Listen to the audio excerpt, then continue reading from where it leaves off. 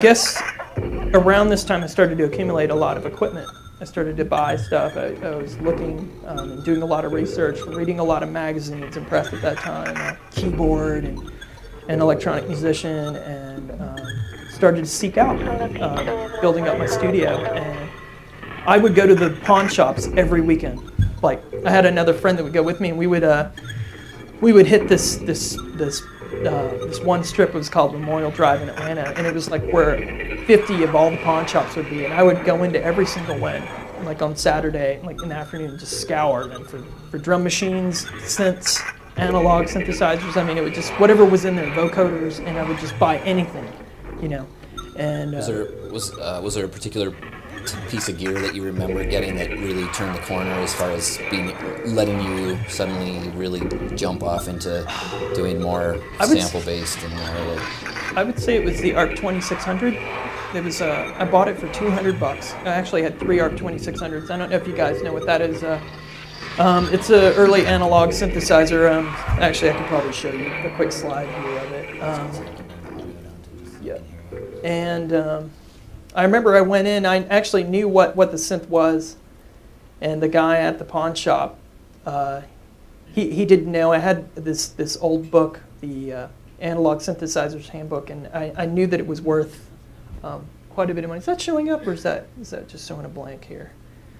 Let me just go down. There it is, right there. Let me see if I can scoot this to the side. But you can see it's pictured there to the left, right here, with my headphones. That's on my kitchen table, actually. I should mention that I love working on my kitchen table. It's like my favorite spot in my house. But that synth right there, that really was like a huge turning point for me. And it was kind of weird because most people that start off buying gear, their first synthesizer is usually like a monophonic synth. Like I know a lot of my friends were buying Juno 106s and SH 101s, very simple single 2-voice analog synths with a keyboard, and you have fixed parameters, you know, for rate change, LFO, envelope, and filters, and everything would be fixed. But on like the ARP 2600, you see it was semi-patchable. You had 66 patch points, so you could patch things with cables. And there were some there's some faders, as you can see, the 3 oscillators and filter bank there up here. If you can see my mouse up there or not. But you could hook these up and modulate the oscillator into another oscillator, or run things back into the filter or back into, you had a matrix output section where you could like multiply the signal. I mean, there were all kinds of really cool things. And when I heard this thing, I actually, when I bought it from the guy at the pawn shop, I was just so excited because I remember reading in the Analog Synthesizers Handbook that Bert at George LucasArts was using this on Star Wars to make all the sounds of R2-D2. And I was like, oh, dude, are you kidding me? It's going to be incredible. And I remember getting it to my house that night, and I was just blown away. I seriously spent like 12 hours, just my head in the machine. And like, I remember one of my favorite sounds is just shaking the thing, because it has a spring reverb that runs on the whole back. So you've got these spring coiled reverbs that are attached to the top, and you shake it, and it's like,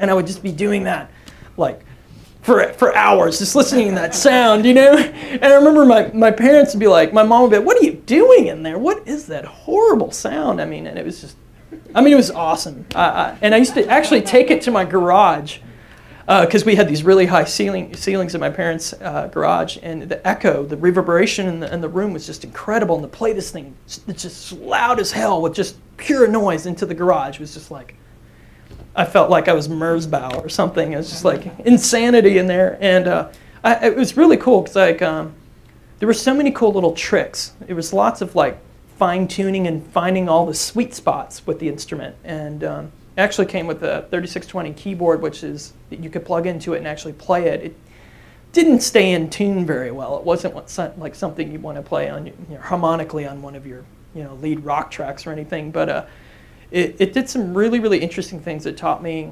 a lot about the basic foundation of analog synthesis. Which was really important because a lot of the earlier pioneers that I was listening to, like Coil and Meatbeat, they were using modular-based synthesizers, and I was wanting to seek that sound, getting to more of a complex, darker edge. And this was definitely kind of like an entry point for me to get in. I was like, well, a good way to get that sound is to get the same gear that they're using. So that was like step one for me. And I didn't have any teachers or like people along the way to tell me that I was buying the right piece of equipment or not. Did it even have a manual? No, I had no manual.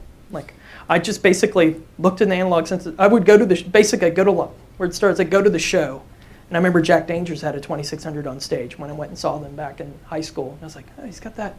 It's that same keyboard that's in the analog synthesizer handbook on page whatever, you know.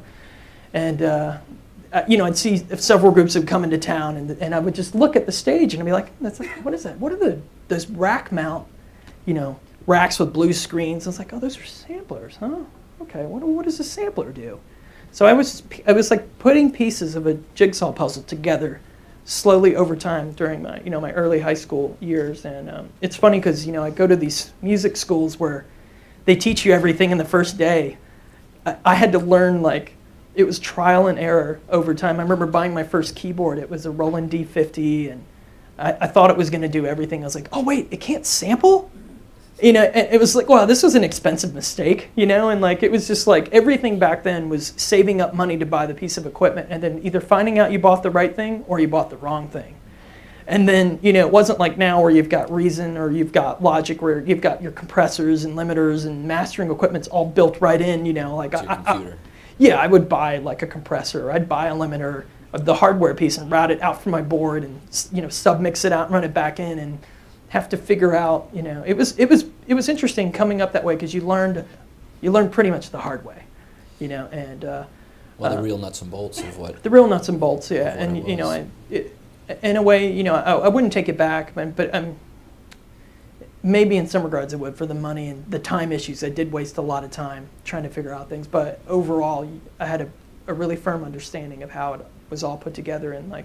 Going back to the basic, you know, building blocks of the analog synthesis realm, it's cool because the way that you physically connect everything together, it was all control voltage. So if you wanted to hear an oscillator, you would patch the oscillator to listen to it into either a VCA, a voltage control amplifier, then to an output.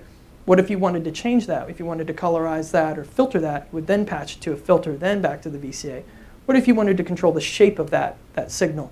You'd run it through an envelope. You know, I know these are really simple, rudimentary, like simple things I'm talking about, but back then for me, it was a really interesting way to think about sound in like shape and like a visual representation rather than it being sort of a mystery coming out of like, you know, just a computer or whatnot. And I eventually started to gravitate more towards the modular format because it was so open-ended. And as you can see, you know, to the right there, I got into the Surge modular stuff that's pictured to the right, and actually had an ARC 2500 left wing cabinet, which is that pictured at the bottom there. You guys see this down here. I had actually a left wing cabinet for a while at my studio. It's funny, I actually made a nice chair too. It's really just perfect kind enough. Like, people would come and say, "The heck is that?" And